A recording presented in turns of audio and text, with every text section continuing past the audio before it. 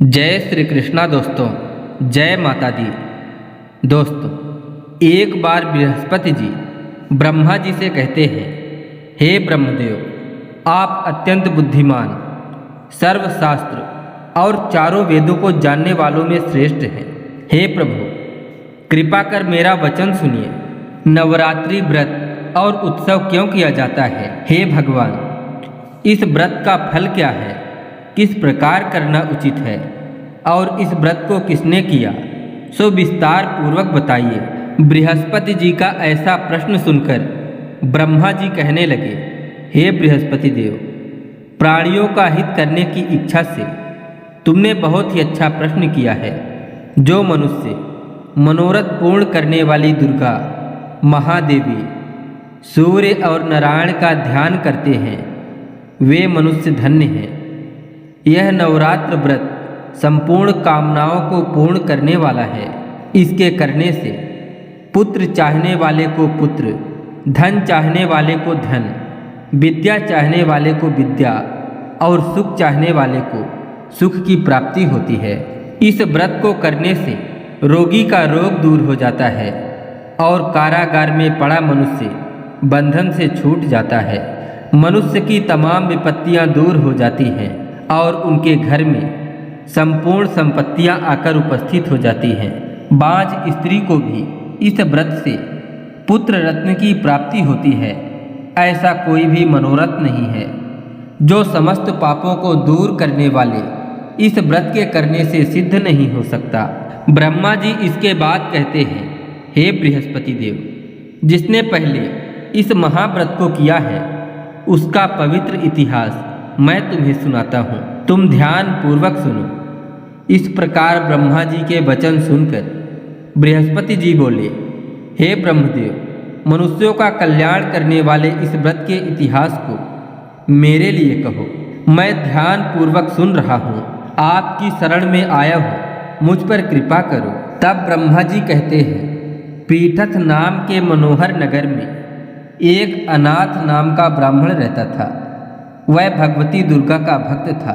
उसके संपूर्ण सद्गुणों से युक्त मानो ब्रह्मा की सबसे पहली रचना ऐसी यथार्थ नाम वाली सुमति नाम की एक अत्यंत सुंदर कन्या पैदा हुई। वह कन्या सुमति अपने घर पर अपनी सहेलियों के साथ क्रीड़ा करती हुई इस प्रकार बढ़ने लगी जैसे शुक्ल पक्ष में चंद्रमा की कला बढ़ती है। उसका पिता प्रतिदिन दुर्गा की पूजा और होम किया करता था। उस समय वह भी नियम से वहां उपस्थित होती थी। एक दिन वह सुमति अपनी सखियों के साथ खेलने लग गई और भगवती के पूजन में उपस्थित नहीं हुई। उसके पिता को पुत्री का ऐसा व्यवहार देखकर बहुत क्रोध आया और पुत्री से कहने लगा कि हे दुष्ट पुत्री, आज प्रभात से तुमने भगवती का पूजन नहीं किया, इस कारण किसी कुष्ठी और दरिद्र मनुष्य के साथ तेरा विवाह करूंगा। इस प्रकार कुपित पिता के वचन सुनकर सुमति को बड़ा दुख हुआ और पिता से कहने लगी कि हे पिताजी, मैं आपकी कन्या हूँ, मैं आपके सब तरह से अधीन हूँ। जैसी आपकी इच्छा हो वैसा ही करो। रोगी, कुष्ठी अथवा और किसी के साथ जैसी तुम्हारी इच्छा हो मेरा विवाह कर सकते हो। होगा वही जो मेरे भाग्य में लिखा होगा। मेरा तो इस पर पूर्ण विश्वास है। मनुष्य ना जाने कितने मनोरथ का चिंतन करता है, पर होता वही है जो भाग्य में विधाता ने लिखा है। जो जैसा करता है उसको फल भी उस कर्म के अनुसार ही मिलता है, क्योंकि कर्म करना मनुष्य के अधीन है पर फल देव के अधीन है। जैसे अग्नि में पड़ा हुआ तिनका अग्नि को अधिक तेज कर देता है, उसी तरह अपनी कन्या के ऐसे निर्भयता से कहे हुए वचन सुनकर उस ब्राह्मण को अधिक क्रोध आया। तब उसने अपनी कन्या का एक कुष्ठी के साथ विवाह कर दिया और अत्यंत क्रुद्ध होकर पुत्री से कहने लगा कि जाओ अपने कर्म का फल भोगो। मैं देखता हूँ केवल भाग्य भरोसे पर रहकर तुम क्या करती हो। इस प्रकार से कहे हुए पिता के कटु वचनों को सुनकर सुमति अपने मन में विचार करने लगी कि मेरा बड़ा दुर्भाग्य है जिससे मुझे ऐसा पति मिला। इस तरह अपने दुखों का विचार करती हुई वह सुमति अपने पति के साथ वन चली गई और भयानक वन में कुशायुक्त उस स्थान पर उन्होंने वह रात बड़े कष्ट से व्यतीत की। उस गरीब बालिका की ऐसी दशा देखकर भगवती पूर्व पुण्य के प्रभाव से प्रकट होकर सुमति से कहने लगी, हे दीन ब्राह्मणी, मैं तुम पर प्रसन्न हूँ। तुम जो चाहो वरदान मांग सकती हो। मैं प्रसन्न होने पर मनवांछित फल देने वाली हूँ। इस प्रकार भगवती दुर्गा का वचन सुनकर ब्राह्मणी कहने लगी कि आप कौन हैं जो मुझ पर प्रसन्न हुई हैं? आप हमें बताइए और अपनी कृपा दृष्टि से मुझ दीन दासी को कृतार्थ करो। ब्राह्मणी का ऐसा वचन सुनकर देवी कहने लगी, मैं आदि शक्ति हूँ और मैं ही ब्रह्मा, विद्या और सरस्वती हूँ। मैं प्रसन्न होने पर प्राणियों का दुख दूर कर उनको सुख प्रदान करने वाली हूँ। हे ब्राह्मणी, मैं तुझ पर तेरे पूर्व जन्म के पुण्य प्रभाव से प्रसन्न हूँ। तुम्हारे पूर्व जन्म का वृत्तांत सुनाती हूँ, ध्यान पूर्वक सुनो।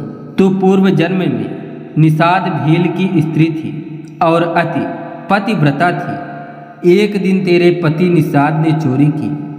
चोरी करने के कारण तुम दोनों को सिपाहियों ने पकड़ लिया और ले जाकर जेल खाने में कैद कर दिया। उन लोगों ने तुम्हें और तुम्हारे पति को भोजन भी नहीं दिया।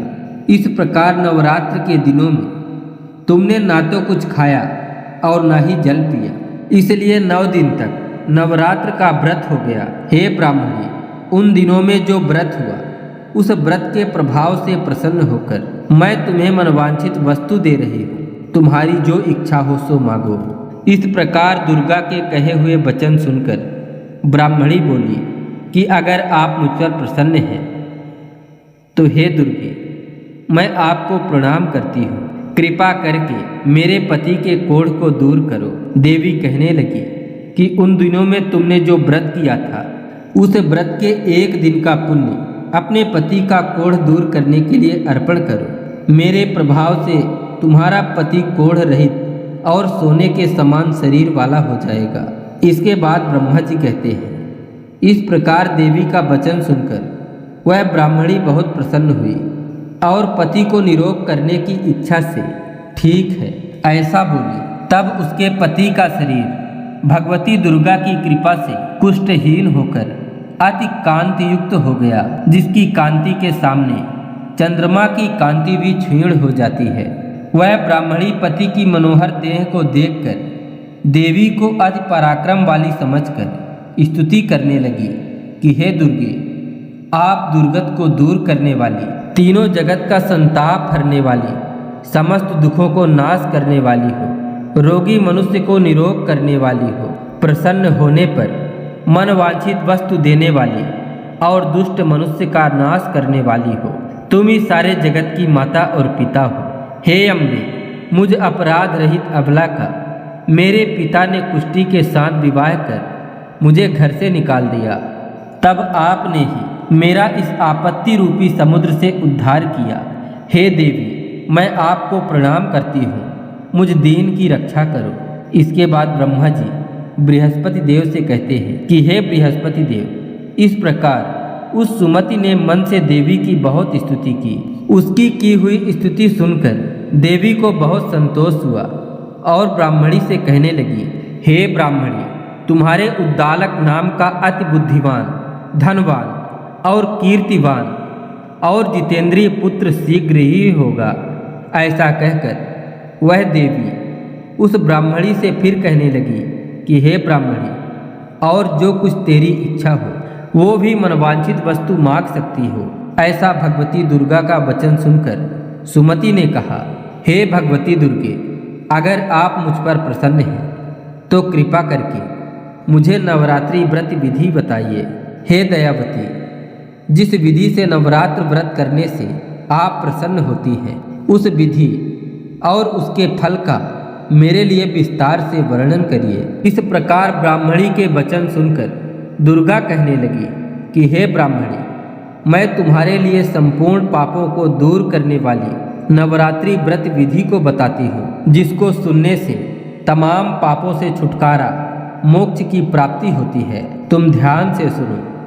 अश्विन मास के शुक्ल पक्ष की प्रतिपदा से लेकर 9 दिनों तक विधि पूर्वक व्रत करें। यदि दिन भर का व्रत ना कर सके तो एक समय का भोजन करें। पढ़े लिखे ब्राह्मणों से पूछकर घट स्थापना करें और वाटिका बनाकर उसको प्रतिदिन जल से सींचे। महाकाली, महालक्ष्मी और महासरस्वती की मूर्तियां बनाकर उनकी नित्य विधि सहित पूजा करें और पुष्पों से विधि पूर्वक अर्घ्य दें। बिजौरा के फूल से अर्घ्य देने से रूप की प्राप्ति होती है। जायफल से कीर्ति, दाख से कार्य सिद्धि होती है। आंवले से सुख और केले से भूषण की प्राप्ति होती है। इस प्रकार फलों से अर्घ्य देकर यथाविधि हवन करें। खांड, घी, गेहूँ, शहद, जौ, तिल, बिंब, नारियल, दाख और कदम, इनसे हवन करें। गेहूँ से होम करने से लक्ष्मी की प्राप्ति होती है। खीर व चंपा के पुष्पों से धन और पत्तों से तेज और सुख की प्राप्ति होती है। आंवले से कीर्ति और केले से पुत्र प्राप्त होता है। कमल से राज सम्मान और दाखों से सुख संपत्ति की प्राप्ति होती है। खांड, घी, नारियल, शहद और जौ, इनसे होम करने से मनवांछित वस्तु की प्राप्ति होती है। व्रत करने वाला मनुष्य इस विधान से होम कर आचार्य को अत्यंत नम्रता के साथ प्रणाम करे और यज्ञ की सिद्धि के लिए उसे दक्षिणा दे। इस महाव्रत को पहले बताई हुई विधि के अनुसार जो कोई करता है उसके सब मनोरथ सिद्ध हो जाते हैं। इसमें तनिक भी संशय नहीं है। इस 9 दिन में जो कुछ दान आदि किया जाता है उसका करोड़ों गुना फल मिलता है। इस नवरात्र के व्रत करने से ही अश्वमेघ यज्ञ का फल मिलता है। हे ब्राह्मणी, इन संपूर्ण कामनाओं को पूर्ण करने वाले उत्तम व्रत को तीर्थ, मंदिर अथवा घर में ही विधि के अनुसार करें। इसके बाद ब्रह्मा जी कहते हैं कि हे बृहस्पति देव, इस प्रकार ब्राह्मणी को व्रत की विधि और फल बताकर देवी अंतर ध्यान हो गई। जो मनुष्य या स्त्री इस व्रत को भक्ति पूर्वक करता है वह इस लोक में सुख भोग कर अंत में दुर्लभ मोक्ष को प्राप्त करता है। हे बृहस्पति देव, यह दुर्लभ व्रत महात्म मैंने तुम्हारे लिए बताया है। ब्रह्मा जी के वचन सुनकर बृहस्पति जी आनंद के कारण रोमांचित हो गए और ब्रह्मदेव से कहने लगे, हे ब्रह्मदेव, आपने मुझ पर अति कृपा की जो अमृत के समान इस नवरात्रि व्रत का महात्म सुनाया।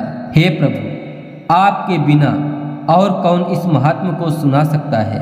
ऐसे बृहस्पति देव के वचन सुनकर ब्रह्मा जी कहते हैं, हे बृहस्पति, तुमने सब प्राणियों का हित करने वाले इस अलौकिक व्रत को पूछा, इसलिए तुम धन्य हो।